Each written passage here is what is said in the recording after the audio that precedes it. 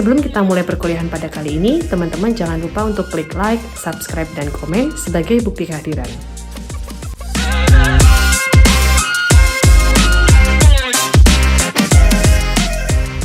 Selamat datang teman-teman di channel saya, bersama saya Puspa Novitasari, dalam praktikum digital marketing pertemuan 1. Silakan menyimak dan mencatat poin-poin penting dalam pembahasan ini. Jangan lupa untuk mengisi kuis individu, dan lampirkan bukti telah like dan komen ya. Di pertemuan sebelumnya, kita sudah membahas mengenai produk yang bisa teman-teman angkat untuk dipasarkan di praktikum digital marketing kali ini.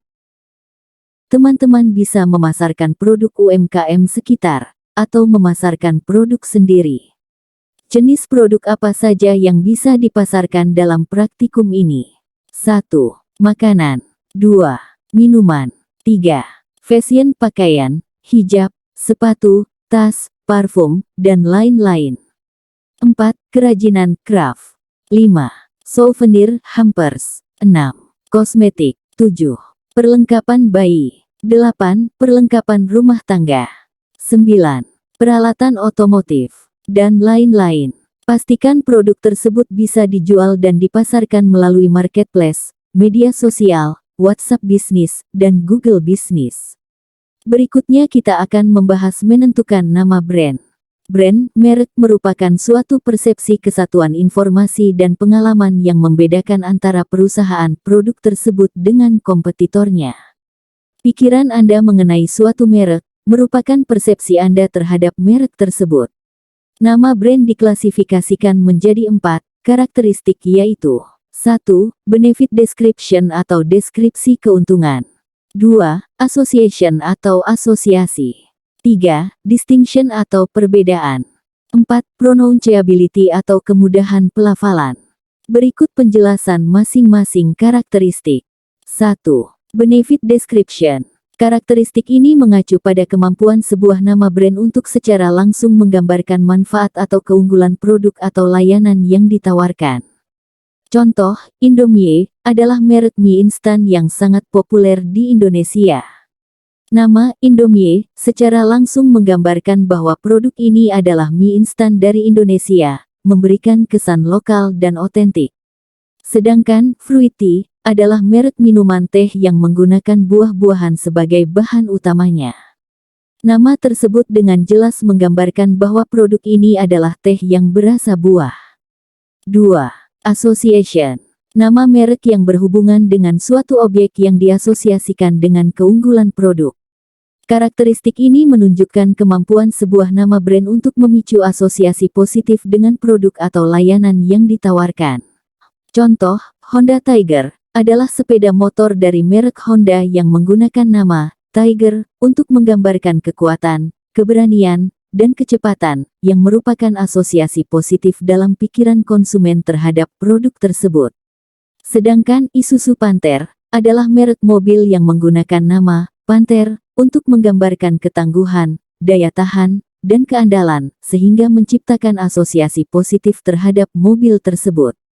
3. Distinction. Nama merek yang unik berbeda, dan merupakan kebalikan dari benefit description dan association. Karakteristik ini menekankan bahwa nama brand harus unik dan membedakan dari merek lain dalam pasar yang sama.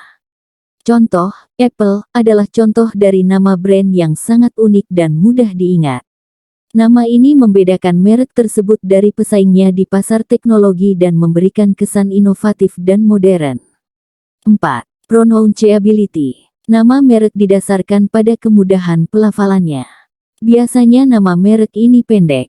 Karakteristik ini menekankan pentingnya kemampuan pengucapan yang mudah dan jelas dari nama brand. Contoh, Jet Snack adalah merek makanan ringan yang menggunakan nama yang mudah diucapkan dan diingat oleh konsumen. Sedangkan, Lay's adalah merek keripik kentang yang menggunakan nama yang mudah diucapkan dan dipahami oleh berbagai bahasa di seluruh dunia. Dengan memperhatikan karakteristik-karakteristik ini, sebuah nama brand dapat dirancang untuk menciptakan kesan yang kuat dan positif di benak konsumen serta memperkuat identitas merek di pasar. Dalam menentukan nama brand, terdapat beberapa tips yang bisa diterapkan. 1. Unik dan singkat, nama brand yang unik dan singkat akan lebih mudah diingat dan dikenali oleh konsumen. Contohnya adalah Google, Nike, atau Apple. 2. Belum pernah digunakan orang lain, penting untuk memastikan bahwa nama brand yang dipilih belum digunakan oleh orang lain dalam konteks yang sama atau serupa. Misalnya, menghindari nama yang sudah terdaftar mereknya atau sudah dikenal secara luas. 3. Mudah diingat, nama brand yang mudah diingat akan memudahkan konsumen untuk mencarinya atau mengingatnya saat berbelanja. Contohnya adalah Coca-Cola atau Amazon. 4. Mudah didengar dan diucapkan, memilih nama yang mudah didengar dan diucapkan akan membantu dalam komunikasi merek dengan konsumen. Contoh yang baik adalah Adidas atau Toyota. 5. Memiliki makna positif, nama brand yang memiliki makna positif atau berkaitan dengan nilai-nilai yang diinginkan dapat memberikan kesan yang baik kepada konsumen. Misalnya, Dove untuk produk perawatan tubuh. 6. Mencerminkan produk yang dijual, nama brand sebaiknya mencerminkan atau relevan dengan produk atau layanan yang dijual agar mudah dipahami oleh konsumen. Contohnya, Netflix untuk layanan streaming film dan serial. 7.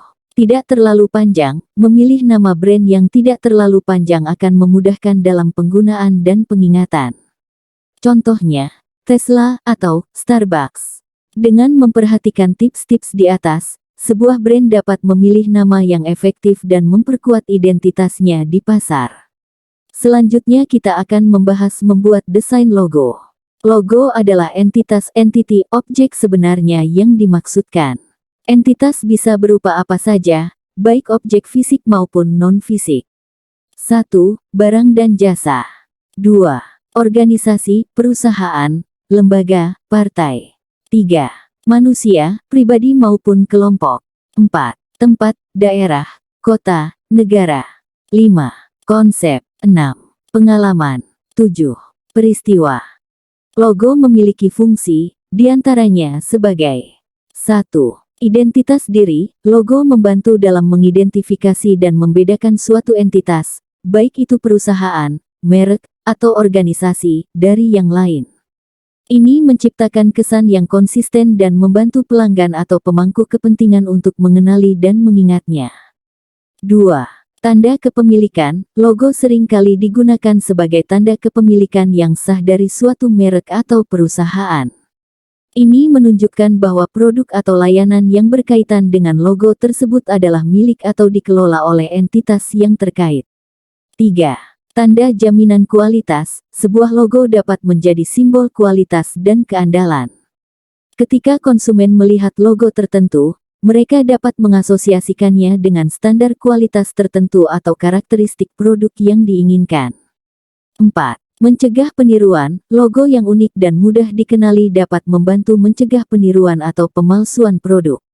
Dengan melindungi logo, perusahaan dapat melindungi reputasi dan kepercayaan pelanggan terhadap merek mereka.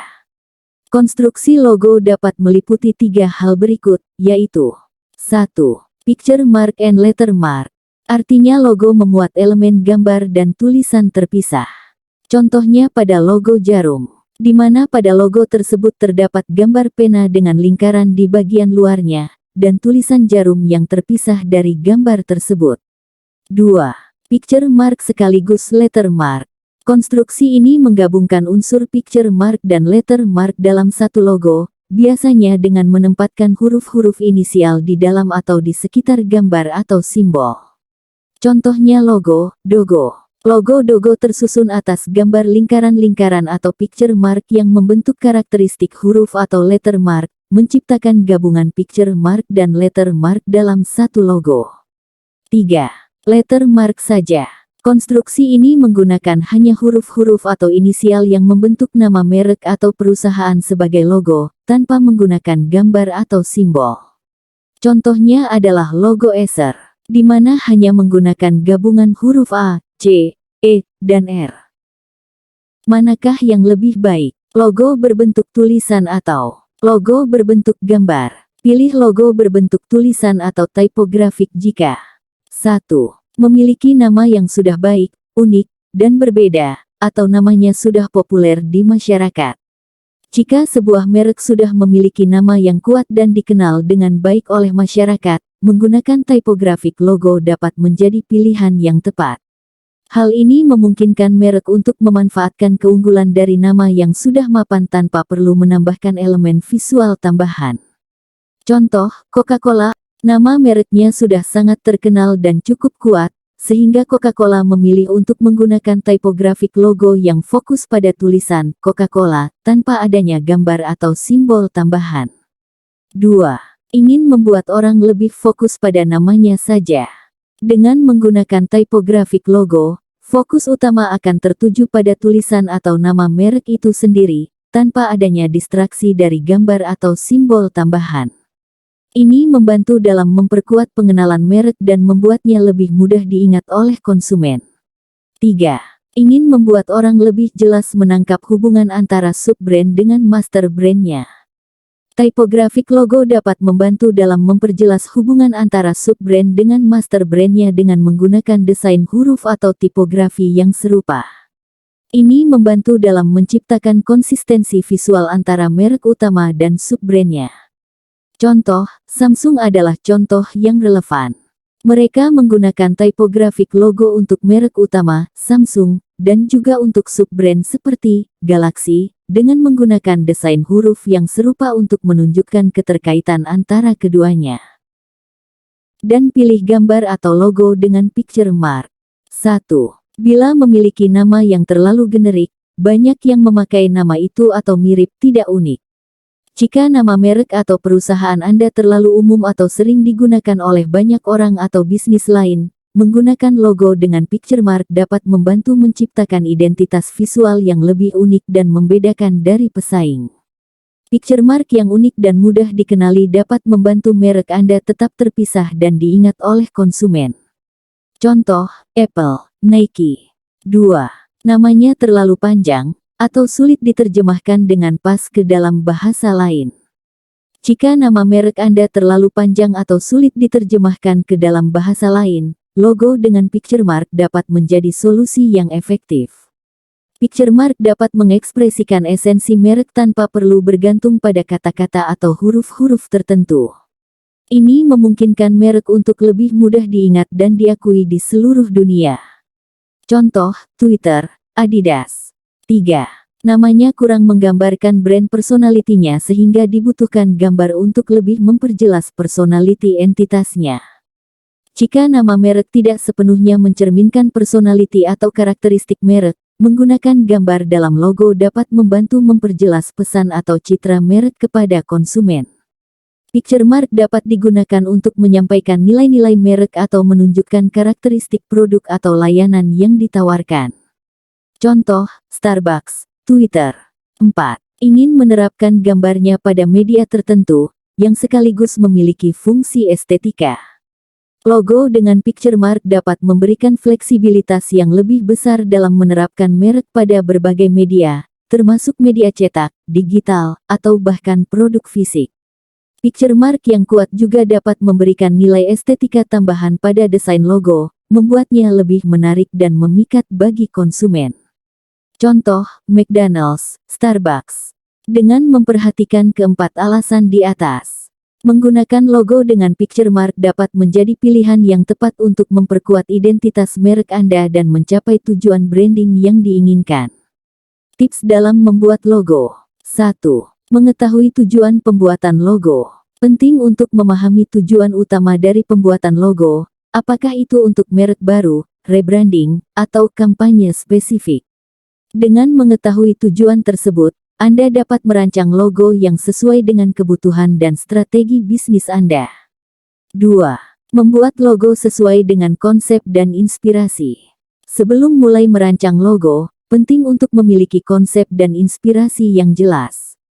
Hal ini akan membantu dalam mengarahkan proses desain dan menciptakan logo yang konsisten dengan identitas merek atau pesan yang ingin disampaikan. 3. Menyesuaikan dengan target yang dituju. Logo harus disesuaikan dengan target audiens atau pasar yang dituju. Ini termasuk mempertimbangkan preferensi, nilai budaya, dan persepsi yang mungkin berbeda di antara berbagai segmen target. Sebuah logo yang efektif harus dapat berkomunikasi dengan target audiens secara langsung dan efisien. 4.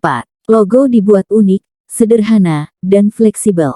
Sebuah logo yang sukses haruslah unik, sehingga mudah dikenali dan membedakan merek Anda dari pesaing. Selain itu, sederhananya desain logo akan membuatnya lebih mudah diingat dan dapat digunakan dalam berbagai ukuran dan media. Fleksibilitas logo juga penting, sehingga dapat diadaptasi ke berbagai konteks dan platform tanpa kehilangan identitasnya. Terdapat berbagai tools untuk membuat desain logo. Salah satunya yang gratis dan mudah digunakan adalah menggunakan aplikasi Canva, yang bisa di-download melalui Play Store maupun App Store.